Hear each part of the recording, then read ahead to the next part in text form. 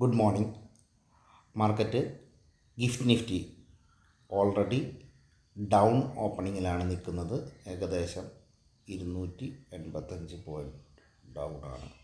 Already ഇനിയിപ്പോൾ ട്രെൻഡൊന്നും പറയേണ്ട കാര്യമില്ല. Trend negative. Okay, negative.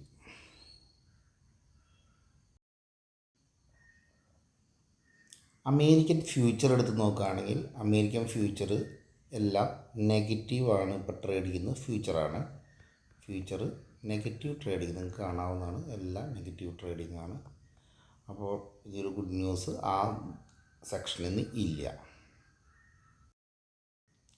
Basically crude oil basically ഒരു സ്റ്റേബിളായിട്ടാണ് പോകുന്നത്. സ്റ്റേബിൾ എന്ന് റേറ്റ് ഇപ്പോൾ കിടന്ന ഈ 2% കയറിയാലും നമുക്ക് 108 സ്റ്റേബിളായിട്ട് കാണിക്കുന്നത്. ഓക്കെ, അപ്പോൾ ഇത് ഫർദർ എന്തെങ്കിലും ഒരു വാറുമായിട്ട് ബന്ധപ്പെട്ട നെഗറ്റീവ് ന്യൂസ് മാത്രമാണെങ്കിൽ മാത്രമായിരിക്കും വലിയൊരു എക്സ്റ്റൻഷൻ പോകാൻ സാധിക്കുള്ളൂ എന്ന് എനിക്ക് തോന്നുന്നു. കാരണം ഇപ്പോഴത്തെ രീതിയിൽ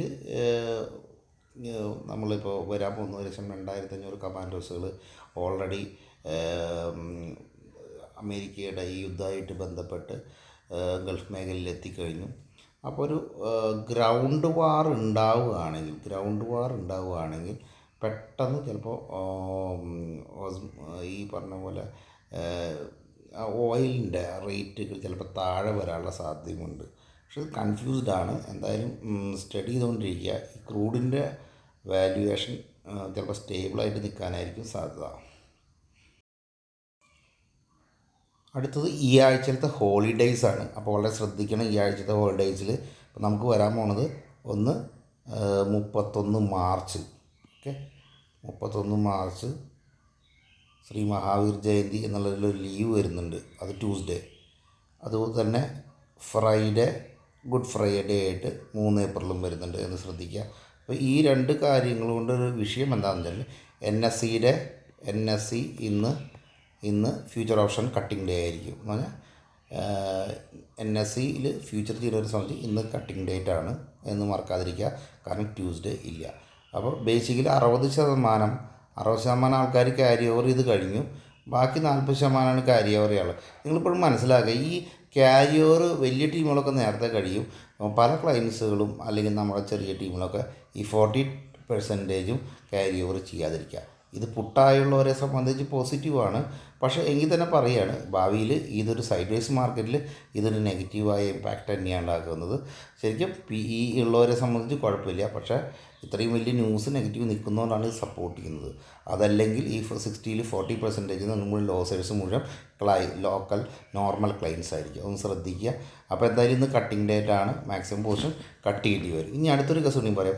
കാലത്ത് ഇത്രയും 200 പോയിൻറ്റോളം താഴെ ഓപ്പൺ ചെയ്യുമ്പോൾ സ്വാഭാവികമായിട്ടും മാർക്കറ്റ് പിന്നെ റിക്കവറി ചെയ്യാനുള്ള മോഡ് എന്ന് പറയുന്നത് ഒരു 12 മണി വരെയാണ്. അപ്പോൾ ജസ്റ്റ് ഈ ഒരു സന്ദർഭം താഴെ ഒന്ന് റിക്കവർ ചെയ്ത് കഴിഞ്ഞാൽ ഇവിടെ ഇങ്ങനെ കുറച്ച് നേരം ഇങ്ങനെ നിന്ന് ഏകദേശം പിന്നീട് ഉച്ചയ്ക്ക് ശേഷം ചിലപ്പോൾ താഴത്തേക്ക് വീണ്ടും വീഴാനുള്ള സാധ്യത കൂടാനാണ് സാധ്യത.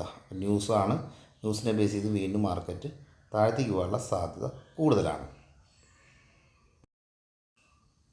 അടുത്ത നെഗറ്റീവ് എന്ന് പറയുന്നത് ഈ 94.78 ആണ്. ഈ റിയൽ ടൈം ആണ് പറയുന്നത്. അപ്പോൾ ഇതും നെഗറ്റീവ് കൗണ്ടർ ഓപ്പൺ ചെയ്യുന്നതിന് കാരണമാണ്. എനിക്ക് തോന്നുന്നു ഇന്നും നാളേക്കുള്ളിൽ നമ്മൾ ചിലപ്പോൾ 95ലേക്ക് വരാം.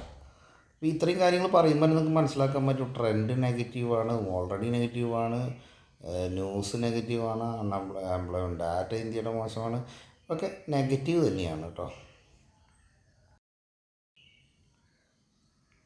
RBIയുടെ മീറ്റിംഗ് വരുന്നുണ്ട്. RBIയുടെ മീറ്റിംഗ് ഒരു പ്രത്യേകതയും ഇതിലില്ല. കാരണം ഇൻഫ്ലേഷൻ കൂടും എന്നുള്ള നിലയ്ക്ക് നിൽക്കുന്നതുകൊണ്ട് തന്നെ ഈ മീറ്റിങ്ങിൽ പ്രാധാന്യമൊന്നുമില്ല. ഒരു റേറ്റ് ഹൈക്കല്ലാണ്ട് റേറ്റ് ഡൗൺ ഒന്നും ഉണ്ടാവാൻ സാധ്യതയില്ലാത്തതുകൊണ്ട് അറിഞ്ഞിരിക്കുക ഇങ്ങനൊരു ഇതുണ്ട്. അതുപോലെ തന്നെയാണ് 1-ാം തീയതി നമ്മുടെ ഓട്ടോ സെയിൽസും ഇതിൻ്റെ കൂടെ വരുന്നുണ്ട്. അപ്പോൾ അടുത്തൊരു ഇതിൻ്റെയും കൂടിയും പറയാനുണ്ട്. റിസൾട്ടും തുടങ്ങാൻ പോകുന്നുണ്ട്. പ്രധാനപ്പെട്ട കാര്യമാണല്ലോ റിസൾട്ട്. അപ്പോൾ ഈ റിസൾട്ട് പ്രധാനമാണ്, ഇയർലി ബേസുള്ള റിസൾട്ടായിട്ട് ബന്ധപ്പെട്ട് കിടക്കുന്നതാണ്. അപ്പോൾ റിസൾട്ടും കൂടി വരികയാണ്. നിങ്ങൾക്കറിയാം റിസൾട്ട് എന്താവുമെന്ന് അറിയില്ല. എത്ര ഗുഡ് ന്യൂസ് വരികയാണെങ്കിലും ബാഡ് ന്യൂസ് അതിനേക്കാളും മുമ്പിലേക്ക് നിൽക്കുന്നുണ്ടെന്നുള്ളത് മനസ്സിലാക്കുക. അടുത്തത് വളരെ പ്രധാനമായിട്ട് പറയാനുള്ളത് 15 ദിവസം, ഇത് പ്രധാനപ്പെട്ട ന്യൂസ് തന്നെയാണ് കേട്ടോ. 15 ദിവസം പെട്രോൾ ഡീസൽ വില പുനഃപരിശോധിക്കും കേന്ദ്രം. അപ്പോൾ സ്വാഭാവികമായിട്ടും 15 ദിവസത്തിന് ശേഷം പെട്രോൾ വില കൂടാനുള്ള സാധ്യതയുണ്ട്. അല്ലെങ്കിൽ കമാൻഡോ ഓപ്പറേഷൻ വഴി ഇറാനിലെ ഒരു ഗുഡ് ന്യൂസായി മാറുന്നുണ്ട്. ഞാൻ ഉദ്ദേശിക്കുന്നത് കമാൻഡോ ഓപ്പറേഷൻ്റെ ഭാഗമായിട്ട് നമുക്ക് ആ തുറമുഖം എന്ന് പറഞ്ഞിട്ടുണ്ടെങ്കിൽ നമുക്ക് തുറമുഖങ്ങൾ ഓപ്പണായി ക്രൂഡ് ഓയിലുകൾ അല്ലെങ്കിൽ ഓയിൽ കമ്പനികളുടെ ഷിപ്പുകൾ വരും എന്നുണ്ടെങ്കിൽ ഇതിന് വ്യത്യാസം ഉണ്ടാവും. ഇല്ലെങ്കിൽ സ്വാഭാവികമായിട്ട് 15 ദിവസത്തിന് ശേഷം പെട്രോളിൻ്റെ വില കൂടാൻ പോകുന്നുണ്ട്. അപ്പോൾ അത് മാർക്കറ്റിന് നെഗറ്റീവാണ്. അടുത്തത് ഏപ്രിൽ 6, അങ്ങനെ ഉദ്ദേശിച്ചത് ഏപ്രിൽ 6 ഫൈനൽ ടൈം ഇറാന് കൊടുത്തിരിക്കുന്നത് ഓപ്പൺ ചെയ്യാനുള്ളത്. എല്ലാം കൂടി നിങ്ങൾ നോക്കിയാൽ കാണാം. കമാൻഡോസ് എത്തുന്നു, ഏപ്രിൽ 6 വരെ സമയം കൊടുത്തിട്ടുണ്ടെന്ന് പറയുന്നു. അപ്പോൾ അതിനു മുമ്പ് ഒരു ഗ്രൗണ്ട് ഓപ്പറേഷൻ ഉണ്ടാവോ ഇല്ലയോ, ഏപ്രിൽ 6 ഇത് നടന്നില്ലെങ്കിൽ ഗ്രൗണ്ട് ഓപ്പറേഷൻ ഉണ്ടാവുമോ എന്നുള്ള കാര്യങ്ങൾ, ഇതൊക്കെ ഒരു ഭയങ്കര ഒരു റിസ്കി ഏരിയയിലാണ് നിൽക്കുന്നത്. അപ്പോൾ നമ്മൾക്കാണെങ്കിൽ പ്രതീക്ഷിക്കുക ഇന്ന് മാർക്കറ്റ് ഇന്നുണ്ട്, അത് കഴിഞ്ഞാൽ ചൊവ്വാഴ്ച ഇല്ല, അതുകാലം ഫ്രൈഡേയും ഇല്ല. അപ്പോൾ ഇതിൻ്റെ ഇടയിലൊക്കെ ന്യൂസുകൾ വരുമ്പോൾ എപ്പോഴും നിങ്ങൾ എപ്പോഴും സൈഡ് വൈസ് മാർക്കറ്റിൽ ട്രേഡ് ചെയ്യുന്നു എന്നുള്ള ആളാണെങ്കിൽ ഡെയിലി വൈസുള്ള എക്സ്പയറി പോർഷൻ ആയിക്കോട്ടെ അല്ലെങ്കിൽ ഓപ്ഷൻ ഫ്യൂച്ചർ പോർഷൻ ആയിക്കോട്ടെ കട്ട് ചെയ്ത് പോകാൻ നോക്കുക. 1, 2 നിങ്ങളങ്ങനെ കൊണ്ടുപോവുകയാണെങ്കിൽ തന്നെ ഹെഡ്ജ് ചെയ്യുക. ഹെഡ്ജ് ചെയ്ത് അല്ലെങ്കിൽ സ്ട്രാറ്റജി ഉപയോഗിക്കുക. ഒരുപാട് സ്ട്രാറ്റജി നിങ്ങൾക്ക് അവൈലബിൾ ആണ്. ഏഞ്ചലിൽ നിങ്ങൾക്ക് നോക്കാവുന്നതാണ്.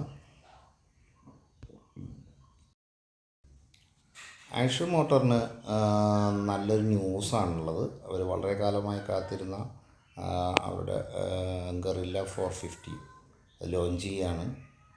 അപ്പോൾ എനിക്ക് തോന്നുന്നു നിങ്ങൾക്ക് അറിയാമല്ലേ എന്ത് ബുള്ളറ്റിലൊരു ഏറ്റവും അതും 2.49 lakhs. അപ്പോൾ ഇത് മാർക്കറ്റിലേക്ക് വരിക എന്നൊരു ഗുഡ് ന്യൂസാണ് ലോങ് ടൈമിലേക്കുള്ളത്. നിങ്ങൾക്കറിയാം നല്ലൊരു സെയിൽസ് ഉണ്ടാവും. പക്ഷേ മാർക്കറ്റിൻ്റെ നമുക്കൊരു ഡൗൺ ട്രെൻഡ് ഒന്നും പറയാൻ പറ്റില്ലെങ്കിലും നിങ്ങൾക്ക് വാച്ച് ചെയ്യാവുന്ന കൗണ്ടറായിരിക്കും ഐഷർ മോട്ടർ.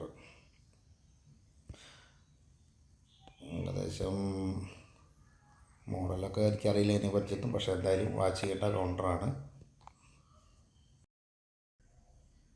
ഡോളർ ഇൻഡെക്സ് അപ്പാണ്. നിങ്ങൾക്ക് പലർക്കും അറിയാവുന്നതായിരിക്കും. ഈ ഡോളർ ഇൻഡെക്സ് അപ്പാകുമ്പോൾ സ്വാഭാവികമായിട്ട് എല്ലാ രാജ്യങ്ങളിലും അവരുടെ റുപ്പി ഡൗൺ ആവും. ഓക്കെ, അത് ഇന്ത്യക്കല്ല, എല്ലാ രാജ്യങ്ങൾക്കും ഡൗൺ ആവുന്നത് നെഗറ്റീവാണ്. അപ്പോൾ US ഡോളർ അപ്പാവുമ്പോൾ സ്വാഭാവികമായിട്ട് ക്രൂഡിൻ്റെ വില കുറയണം. അതുപോലെ മെറ്റലിൻ്റെ വില കുറയണം. ഓക്കെ, എനിക്ക് പറയാനുള്ളത് മെറ്റൽ ട്രേഡ് ചെയ്യുന്നവർ എൻ്റേതായ കൺസെപ്റ്റാണിത്. മെറ്റൽ ട്രേഡ് ചെയ്ത് ഈ യുദ്ധം 15 ദിവസത്തിനുള്ളിൽ കമാൻഡോ ഓപ്പറേഷൻ വെച്ച് തീരുകയാണെങ്കിൽ ഡോളർ ഇൻഡെക്സ് ഇനിയും മുകളിലേക്ക് പോകും, മെറ്റൽ സെക്ഷൻ താഴത്തേക്ക് വരും. അപ്പം മെറ്റൽ കൗണ്ടർ അത്ര അട്രാക്റ്റീവായിട്ട് പോകുന്നത് നല്ലതാണെന്ന് ഞാൻ കരുതുന്നില്ല. അത് ശ്രദ്ധിക്കുക. മെറ്റൽ സെക്ടർ അതുപോലെ ഇതിൻ്റെ ബെനിഫിറ്റായി വരുന്ന സെക്ഷൻ എന്ന് പറയുന്നത് ക്രൂഡ് ഓയിലിൻ്റെ വില കുറയുകയാണെങ്കിൽ ബെനിഫിറ്റായിട്ട് വരുന്നത് കൂടുതലും പെയിൻറ്റ് കമ്പനികൾ അല്ലെങ്കിൽ പ്ലാസ്റ്റിക് കമ്പനീസിനൊക്കെ ബെനിഫിറ്റാവും. എന്തായാലും അതൊക്കെ മാറ്റി നിർത്തിയിട്ട് പറയാം, ഇതിങ്ങനെ അപ് ട്രെൻഡ് വരുമ്പോൾ ഈ INR മോശമാകും, എല്ലാ രാജ്യങ്ങളിലെയും റുപ്പി മോശമാവും. അതനുസരിച്ച് മാർക്കറ്റ് വീണ്ടും കർഷം വരാനുള്ള സാധ്യതയുണ്ട്.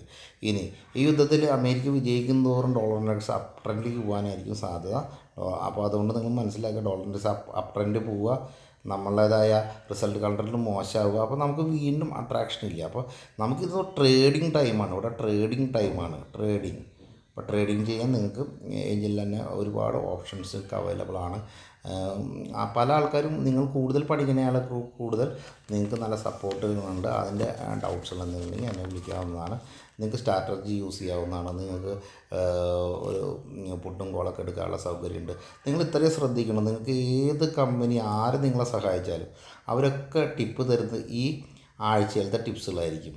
അല്ലെങ്കിൽ ഇപ്പോൾ ഇന്ന് തരുന്നത് അടുത്ത ഈ വരുന്ന വ്യാഴാഴ്ചയിലത്തെ BSCയുടെ ക്ലോസിംഗ് ടിപ്സുകളൊക്കെ ഇതൊക്കെ ആയിരിക്കും. ഇതെന്താ പറ്റുകയെന്നുണ്ടെങ്കിൽ ഇതിലൊക്കെ 2 ഡേയ്സ് കൊണ്ട് വലിയ തീരുമാനങ്ങൾ വേണോ വേണ്ടേ എന്നുള്ള തീരുമാനം എടുക്കാൻ കഴിയുന്നില്ലെങ്കിൽ അത് വലിച്ചു നീട്ടി കൊണ്ടുപോവുകയാണെങ്കിൽ ഓപ്ഷൻസ് കൊണ്ടുപോവുകയാണെങ്കിൽ നിങ്ങൾക്ക് ഹെവി ലോസ് വരാനുള്ള സാധ്യതകൾ. അപ്പോൾ വളരെ ഫാസ്റ്റായിട്ട് തീരുമാനമെടുത്ത് പ്രോഫിറ്റ് ബുക്ക് ചെയ്യുക. സാധാരണ ഒരു 700 റുപ്പീസാണ് ഒരു സാധാരണ ലെവൽ ഈസി പ്രോഫിറ്റാണ്. മനസ്സിലായി. പിന്നെയും ട്രെൻഡ് മോശമാണെങ്കിൽ എനിക്ക് തോന്നി എപ്പോൾ നോക്കുമ്പോൾ 700 കഴിഞ്ഞാൽ അടുത്തൊരു ലെവലിൽ നിന്ന് ഒരു 1400 വളരെ ഫാസ്റ്റ് ടാർഗറ്റിൽ കിട്ടാറുണ്ട്. പിന്നെ അച്ചീവ്മെൻ്റ് ഒരു 180ലേക്ക് വരുമ്പോൾ എപ്പോഴും നിങ്ങൾ ബുക്ക് ചെയ്യുക. കാരണം പറയും ഇത് ചില ഏരിയകളിൽ നമ്മൾ പറയും ചില നമ്പറുകൾക്കൊരു സ്വാധീനമുണ്ട്. 700 കഴിഞ്ഞ് കഴിഞ്ഞാൽ അവിടെ സെൽ ഓഫ് വരുന്നൊരു സ്വാധീനം, 1400 മുകളിൽ പോകാണ്ട് ഇതൊക്കെ ഇതെങ്ങനെ സംഭവിക്കണമെന്ന് അറിയില്ല. പക്ഷേ നിങ്ങൾ ശ്രദ്ധിച്ച് നോക്കിയുള്ളൂ, 1800 തൊടില്ല, തൊട്ട് കഴിഞ്ഞാൽ അപ്പോൾ തന്നെ സെൽ ഓഫ് വരിക. ഇതൊക്കെ ട്രേഡിങ്ങിന് ബേസിക് മാത്രം പറഞ്ഞതാണ്. എന്തായാലും നെഗറ്റീവ് ട്രേഡിങ്ങിന് ആവശ്യം പോലെ ഓപ്ഷൻസ് അവൈലബിൾ ആണ്. അപ്പോൾ ഒന്ന് കൺക്ലൂഡ് ചെയ്ത് പറയുകയാണെങ്കിൽ നമുക്കിപ്പോൾ വരാവുന്ന ഈ വെള്ളിയാഴ്ചയിൽ നിന്ന് വ്യത്യസ്തമായൊരു ഗുഡ് ന്യൂസൊന്നും നമുക്ക് പറയാനില്ല. അതേ ഫ്ലാറ്റ് ലെവലിലാണ് പോകുന്നത്, വാർ കണ്ടിന്യൂ ചെയ്ത് പോകുന്നു. നമുക്കൊരു ചേഞ്ചസ് കൂടി പറയാവുന്നുള്ളത് ഇറാൻ വേണ്ട പിന്നെ ഗ്രൗണ്ട് ലെവലിലെ വാർ സ്റ്റാർട്ട് ചെയ്യുന്നു. എന്നാൽ April 6 മനസ്സിലാക്കണം, April 6 സമയം കൊടുത്തിട്ടുണ്ട്. ഇതാണ് പ്രശ്നങ്ങൾ. April 6 വരെ സമയം കൊടുത്തിട്ടുണ്ട്. അപ്പോൾ അത് ഇവിടെയാണ് പ്രശ്നം. April 6 വരെ സമയം കൊടുത്തിട്ടുണ്ട് ഇറാൻ. എന്നാൽ അതിന് മുമ്പ് പെൻറ്റഗണിൻ്റെ ഓപ്പറേഷൻ സ്റ്റാർട്ട് ചെയ്യുമോ എന്നുള്ളത് ഇപ്പോൾ ഇതിങ്ങനെ കൺഫ്യൂഷനാണ്. അപ്പോൾ ഇങ്ങനത്തെ കൺഫ്യൂഷൻസുകൾ എല്ലാവർക്കും ഉണ്ട്. ഇതെന്ത് സംഭവിക്കുന്നുള്ളത് വാച്ച് ചെയ്യാവുന്നതാണ്. കാരണം ഈ 6-ാം തീയതി ഡേറ്റിന് കൊടുപ്പോൾ തന്നെ നമുക്ക് ഗ്രൗണ്ട് ഓപ്പറേഷൻ തുടങ്ങുകയാണെങ്കിൽ സംതിങ് ഇവിടെ നമുക്കൊരു കൺഫ്യൂഷൻ ഉണ്ടാവുന്നതാണ്. അതുകൊണ്ട് ഞാൻ മാർക്കറ്റ് എപ്പോൾ നിങ്ങൾക്ക് ചിലപ്പോൾ വളരെ താഴ്ചയിൽ നിന്നൊക്കെ ചിലപ്പോൾ റിക്കവറികൾ വരും, മനസ്സിലായ. അപ്പം ഇതൊന്നും ഒരു റേഞ്ചിലേ പോവുള്ളൂ. പക്ഷേ എങ്കിൽ തന്നെ എപ്പോഴും താഴെ നിന്ന് കവറിങ്ങുകളൊക്കെ വരാവുന്നതാണ്. അപ്പോൾ ഫാസ്റ്റ് ട്രാക്ക് ട്രേഡിങ് നല്ലതായിരിക്കും എന്ന് കരുതുന്നു. അതാണ് ഇന്നത്തെ ഒരു ട്രെൻഡ് എനിക്ക് പറയാനുള്ളത്. Thank you.